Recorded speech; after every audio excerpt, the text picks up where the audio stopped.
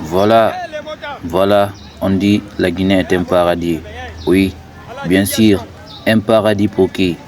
Pour ceux qui vivent de la corruption, ceux qui vivent des revenus miniers après leur part du gâteau partagé entre eux et ces multinationales qui envahissent le pays. La Guinée est un paradis. Paradis pour qui?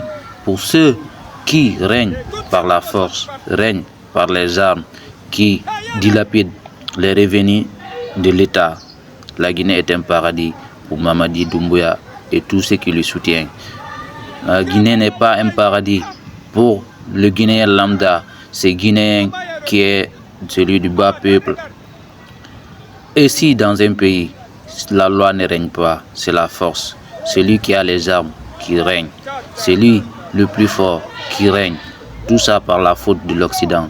Tout ça par la faute de ceux qui détiennent les forces militaires, ceux qui détiennent les armes, ceux qui règnent par la force. Pourquoi le Guinéen lambda ne mérite pas ça? Regardez la Guinée, regardez un pays, regardez combien de fois la Guinée est sale. Regardez cette capitale, ni l'eau, ni l'électricité et les déchets partout. Il n'y a même pas une société digne de nom qui sert à faire des caniveaux dignes de nom. Il n'y a même pas une société digne de nom qui doivent assainir le pays. Il n'y a même pas d'assainissement. Tu ne vois même pas des camions qui patrouillent Conakry chaque jour pour ramasser des déchets. Partout, les déchets sont jetés dans les caniveaux. Et à chaque saison, voici ce qui traverse le bas peuple. Pendant que les autres sont en train de danser de mamaya, de danser de tout pousser, de danser je ne sais quoi dans leur région.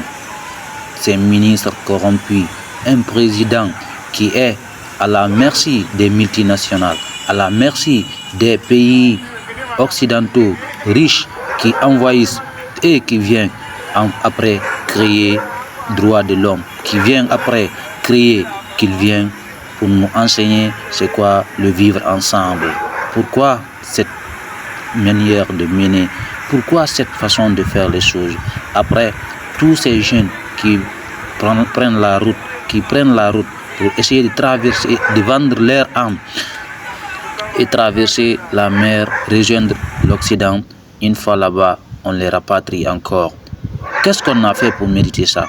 Qu'est-ce que le Guinéen a fait pour mériter une telle vie? Qu'est-ce qu'on a fait au bon Dieu pour mériter ça? Vraiment, quand un pays est venu et est tombé à ce niveau, vraiment, c'est déplorable. C'est déplorable lorsqu'on est dirigé par des personnes qui ne connaissent qu'une seule loi, c'est l'arme. Qui ne connaissent qu'une loi, c'est les armes. Tous nos intellectuels, tous nos inconscients, tous nos frères conscients, certains sont en exil, d'autres emprisonnés. Qu'est-ce qu'on a fait au bon Dieu pour mériter ça?